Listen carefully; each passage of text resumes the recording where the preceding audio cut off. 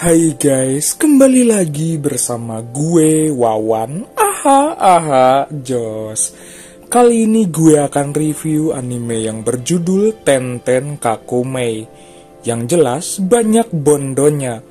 Bukan sekedar bondon, tapi emang beneran anime Yuri ini mah anjir.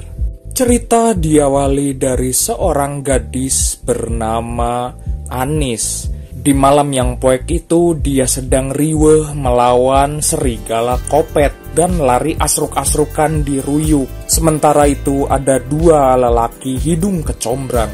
Melihat ada seorang bondon yang akan disergap serigala, lelaki hidung kecombrang berusaha akan menolongnya.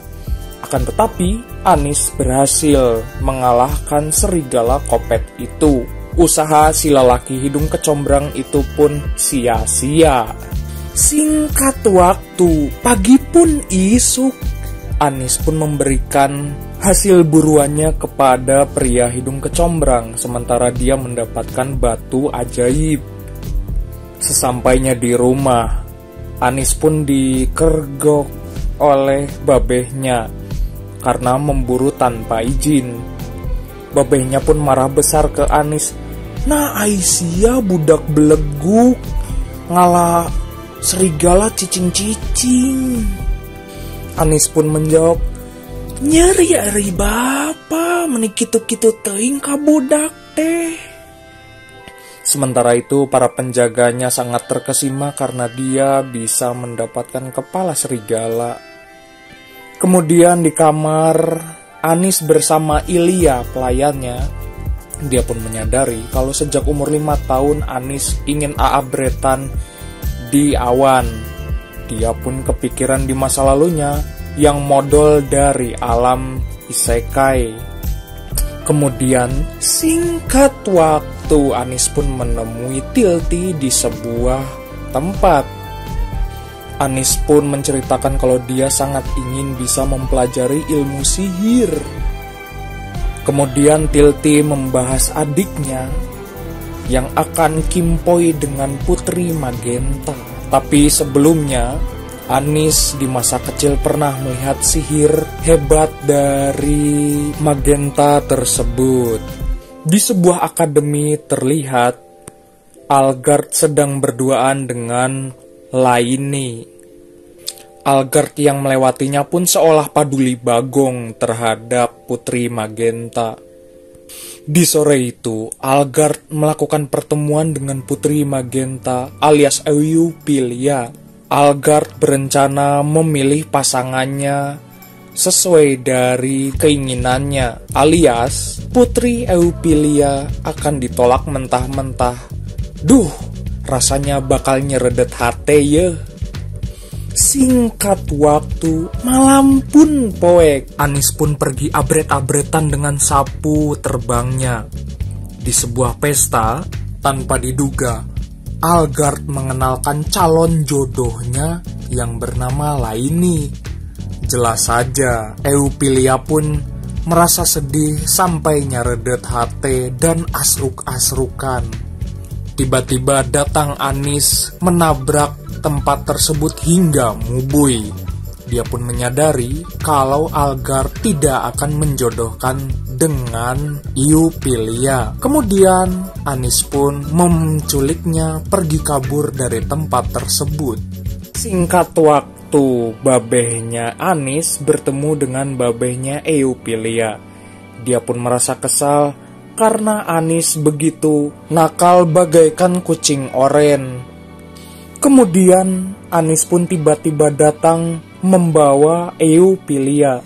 Babehnya pun kaget setengah modal karena dia diam-diam membawa Putri Eupilia. Babehnya pun mengatakan, dasar bocah beleguk sate, nah hamu buika ke tempat istana. Kemudian diceritakan oleh Anis kalau Eupilia ditolak mentah-mentah oleh Algard. Babehnya pun semakin ngambek seedian-ediannya karena kejadian tersebut. Kemudian Anis berencana akan membahagiakan Eupilia bersamanya. Namun babehnya merasa heran, kenapa pikiran Anis begitu sableng. Ternyata alasannya adalah Eupilia adalah pengguna sihir peringkat atas. Kemudian Anis pun berencana merekrut Eupilia sebagai asisten pribadinya. Hitung-hitung meredam hubungan yang rungkat. Kemudian babehnya memarahi Anis karena dia ingin kimpoi dengan sesama bondon. Emang dasar anak beleguk sih. Kemudian babehnya Eupilia mengatakan tidak bisa mendidik dengan baik. Babehnya pun menyadari mungkin akan berat menjadi seorang ratu kerajaan. Eupilia pun sampai nangis seedan-edannya dan termehek-mehek. Akhirnya di malam yang poek itu, babehnya Eupilia memutuskan akan lebih baik kalau dia menitipkannya bersama putri Anis.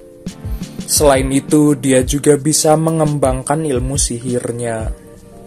Kemudian, Eupilia diajak Anis untuk makan malam. Setelah makan malam itu, dia pun diajak ke sebuah ruangan kerjanya. Putri Eupilia pun merasa kaget karena ada barang langka di sana. Dia pun juga curcol kalau dia sangat iri kepada seseorang yang bisa memiliki sihir.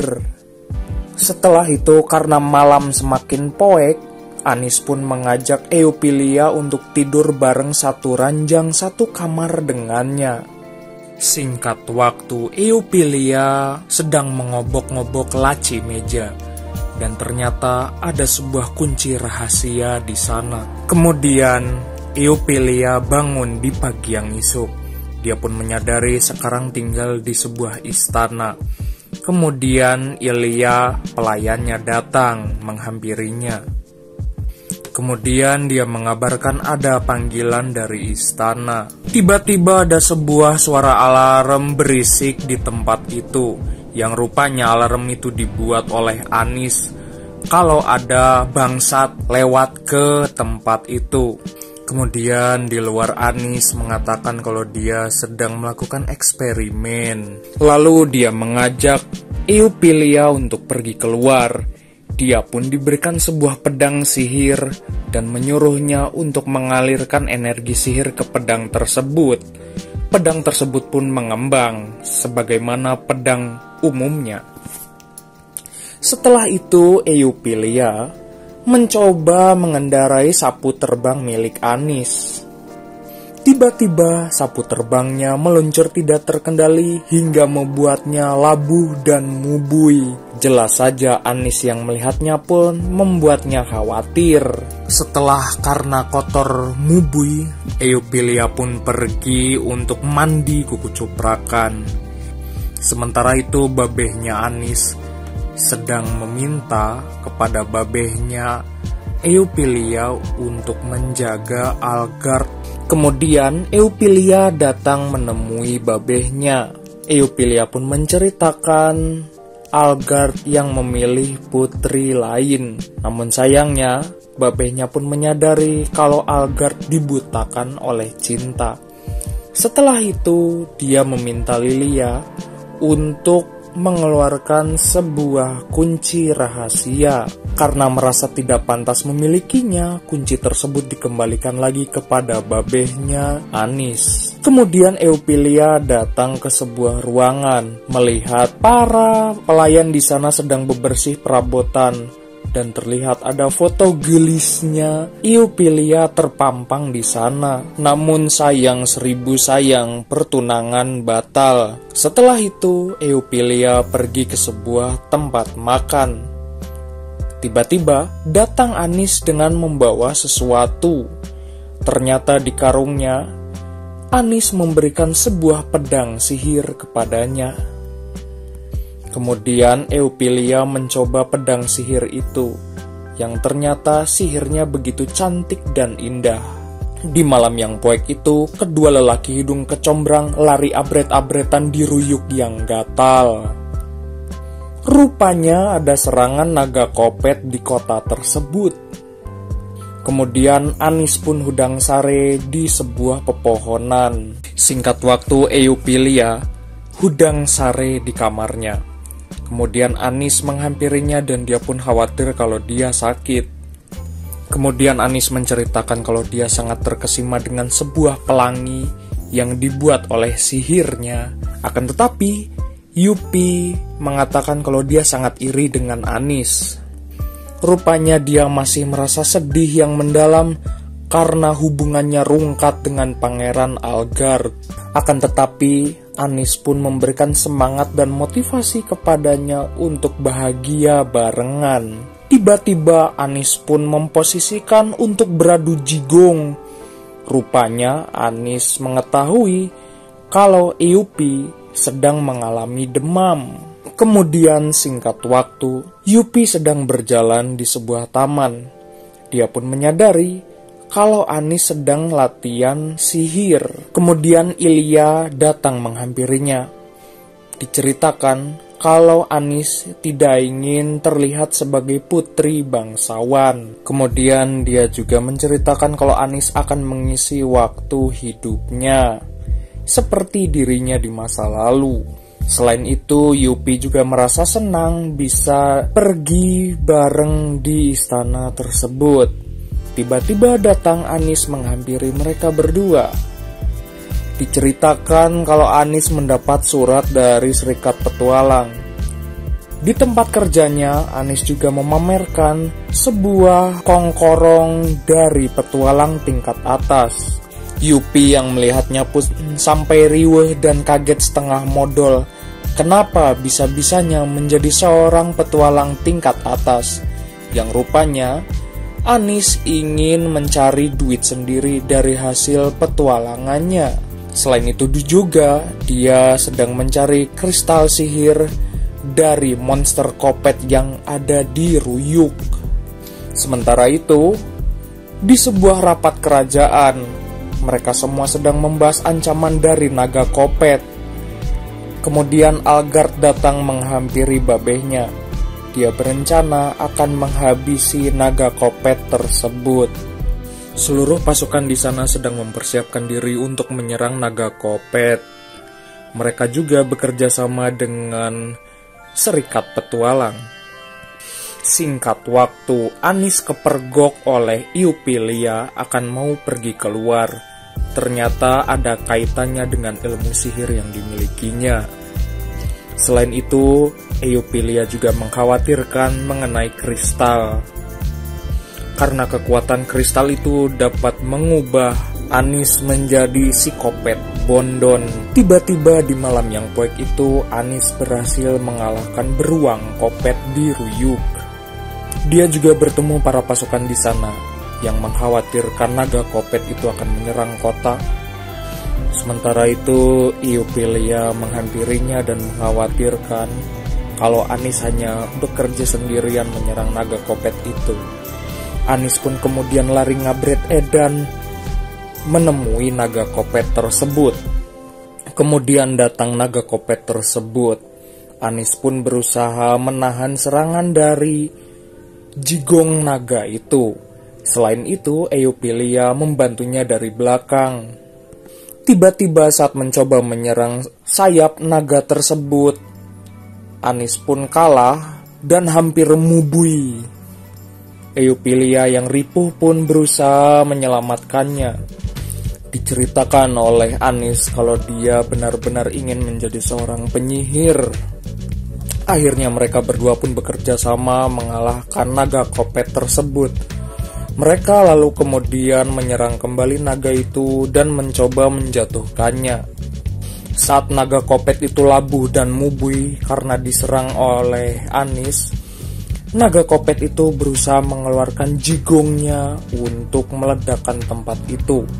Sementara itu, Anis berusaha menahan serangannya dengan perisai sihir. Sampai akhirnya dengan dibantu oleh Eupilia dari belakang, naga kopet itu pun berhasil tigoleprak modar. Singkat waktu, Anis mengajak Eupilia untuk pergi kembali ke tempat Tilti. Eupilia yang mendengarkannya pun dia pun merasa riweuh karena dia dianggap berbahaya. Akhirnya mereka bertiga pun sampai di tempat kantornya Tilty. Kemudian Eupilia Magenta pun mengenalkan dirinya kepada Tilty. Kemudian Anis pun mengeluarkan sebuah batu kristal dari tasnya. Dia meminta Tilty untuk meneliti batu tersebut.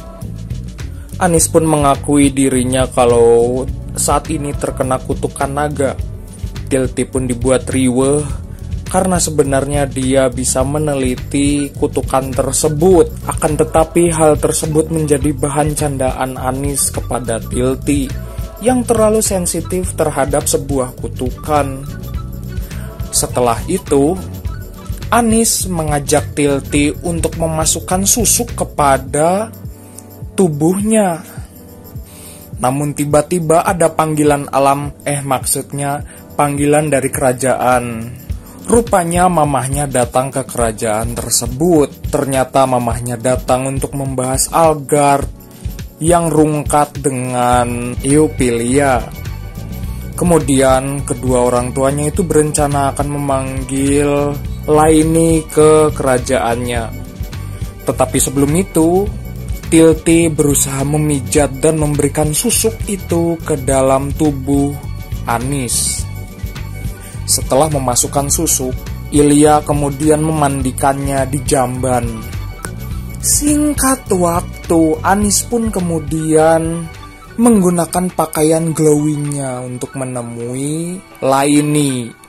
Kemudian Laini dan orang tuanya datang dan meminta maaf atas kejadian tersebut. Tiba-tiba Anis pun merusak suasana tersebut dengan bersin.